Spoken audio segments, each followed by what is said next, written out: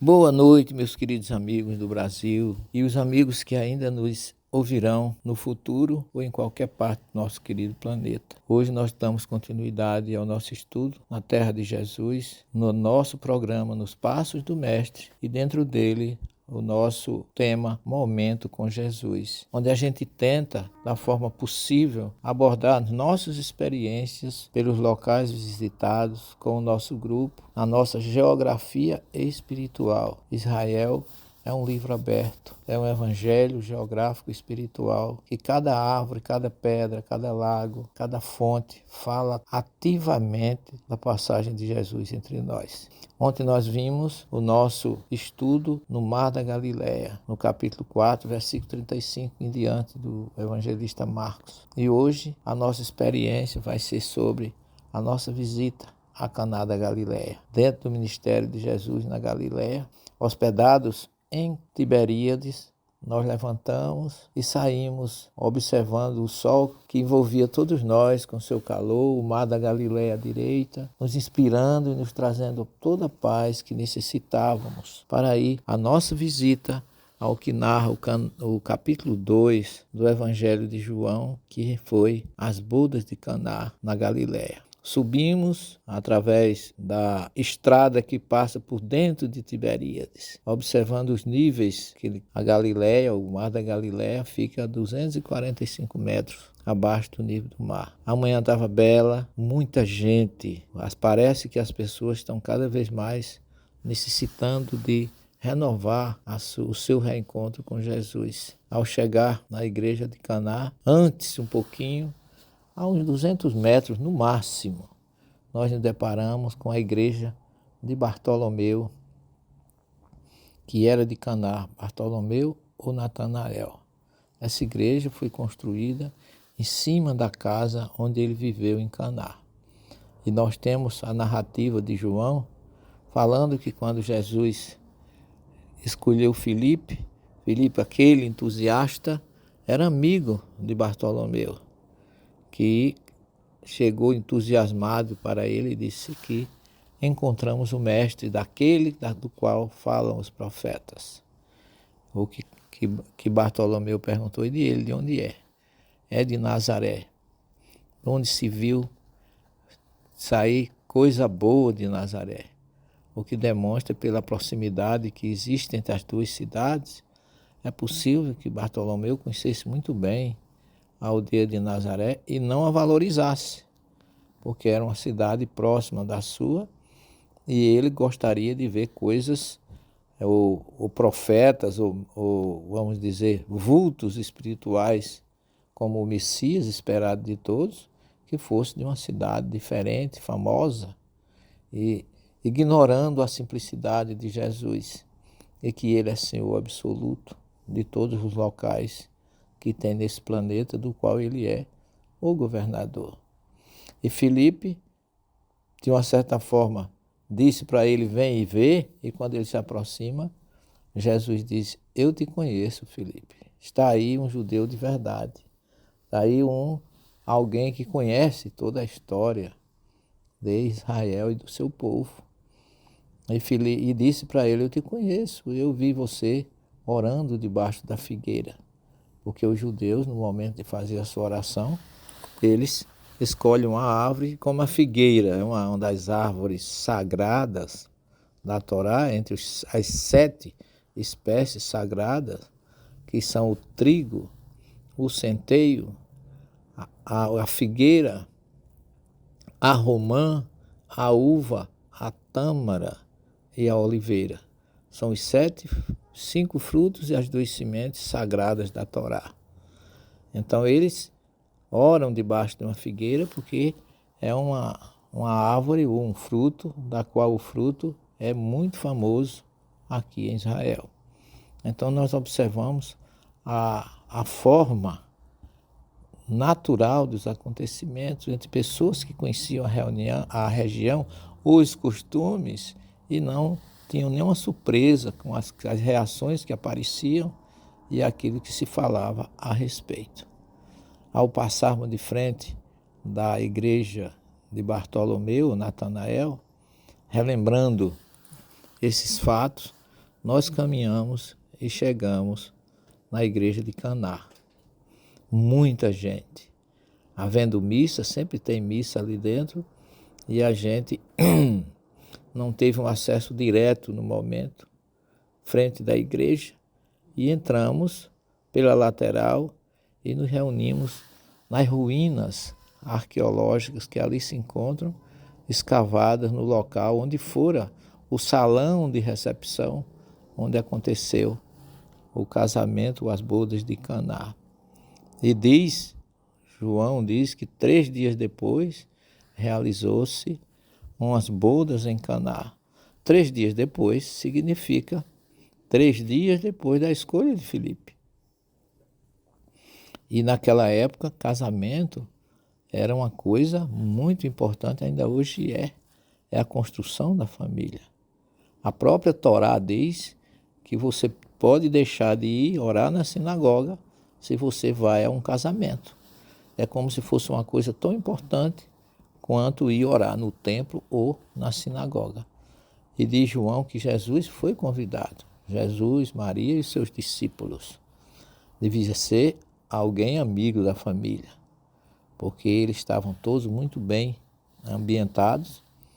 E segundo narra João, lá pelo 4º dia, acabou o vinho. E Maria, preocupada, foi falar com Jesus para que ele tomasse uma providência. Não temos mais vinho, o que fazer?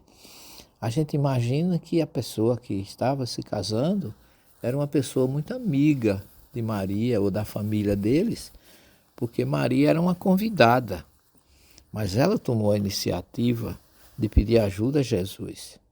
Ao que Jesus responde: mulher, que tenho eu a ver com isso? Ainda não chegou a minha hora.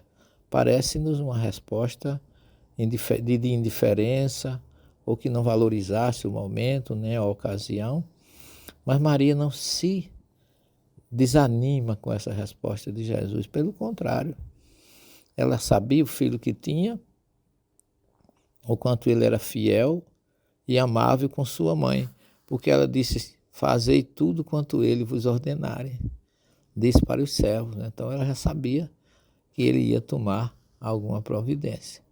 E haviam as talhas são potes ou jarras que, segundo João, era com capacidade para 2 ou 3 medidas. Uma medida, naquela época, segundo as nossas pesquisas, uma medida significava 25 litros de água.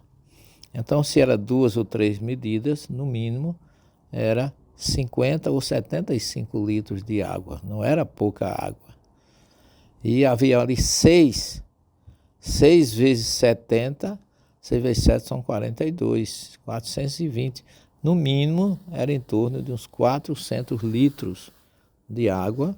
E Jesus disse: enchei as talhas e depois distribuí com os convidados. E naquele momento, narra-se que quando o mestre Sala provou o vinho, se surpreendeu. Provou aquela água que já havia sido transformada em vinho. Se surpreendeu porque ele desconhecia o que Maria tinha feito. Ele desconhecia a providência que Jesus tinha tomado nesse sentido, de mandar encher aquelas talhas e transformá-las em vinho. E ele pergunta: por que vocês deixaram o melhor vinho para essa época? Porque para esse dia, já ia pelo 4º dia, as festas naquela época duravam em torno de uma semana, o que significa que o bom vinho era servido logo nos primeiros dias, mas depois que todo já estava meio atingido pelo álcool do vinho, porque o vinho que Jesus transformou, que as pessoas bebiam, nas festas era vinho com álcool. Então o teor do álcool e a qualidade do vinho chamou a atenção do mestre Sala. O que mostra que esse milagre, ou esse feito de Jesus, foi algo diferente, porque ele não fez para chamar a atenção dos convidados. Nenhum convidado tomou ciência desse milagre ou desse feito. Nem mesmo o mestre Sala sabia do que tinha acontecido. Então, o que a gente pode concluir é que Jesus fez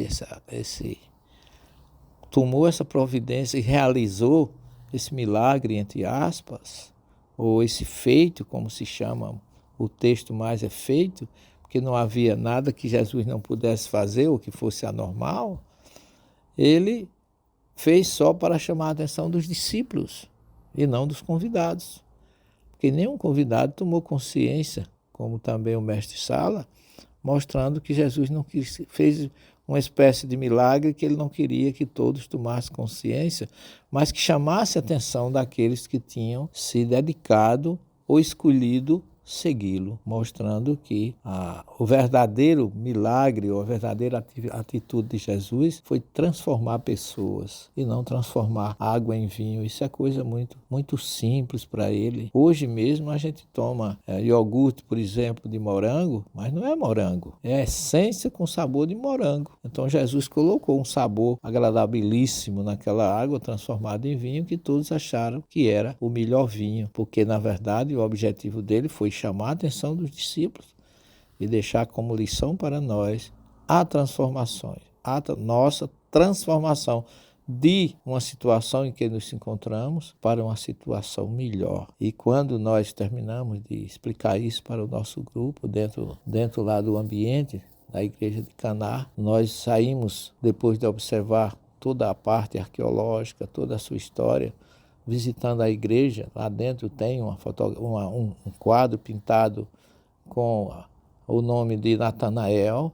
O altar tem uma rupá, que é o pano que se usava no casamento judaico, mostrando que Jesus era judeu e foi para um casamento judaico, e que as talhas que ficam em torno do altar simbolizam aquelas que Jesus, depois que elas estavam cheias d'água, ele transformou em vinho. E é sempre um momento importante ali. Muitas vezes a gente faz com pessoas do grupo a renovação do casamento, quando tem casais ali. Sempre a nossa guia, dirigida por Márcia e Wanda, nossas queridas irmãs, elas conseguem uma sala, um local reservado, se faz aquela cerimônia, a gente se emociona, todo mundo participa e depois a gente ainda recebe um certificado de renovação das nossas bodas na igreja de Caná. É muito rico tudo isso nas nossas vidas.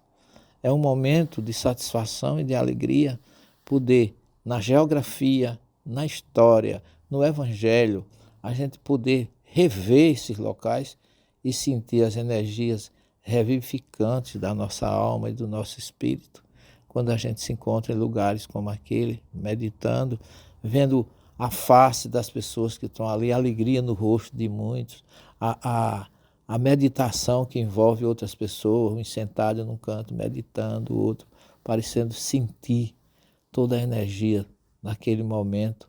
Tudo é alegria, as pessoas ficam sempre num vai e vem, entra numa sala, tem vários compartimentos ao lado da igreja de Caná, onde padres passam levando o grupo, até judeus que vêm de fora da Etiópia e de outros cantos, fazendo ali a sua renovação matrimonial. E a gente sai dali sempre reconfortado e meditando o quanto Jesus foi, é e será importante nas nossas vidas. Bastou ele cometer um ato dessa natureza para que ele nunca mais saísse da história. E o nosso grupo brasileiro, unidos com Ismael, com o espírito guia do povo judeu aqui do Israel, temos essa felicidade de ser esse canal, esse elo, essa ponte entre o mundo material e o mundo espiritual. Que Jesus continue nos abençoando. E amanhã estaremos de volta narrando mais um episódio de Momento com Jesus dentro do nosso roteiro nos passos do Mestre. Fique com Deus, com Jesus, muita paz para todos nós e que Ele permaneça em nossas vidas sempre. Até amanhã, se Deus assim nos permitir.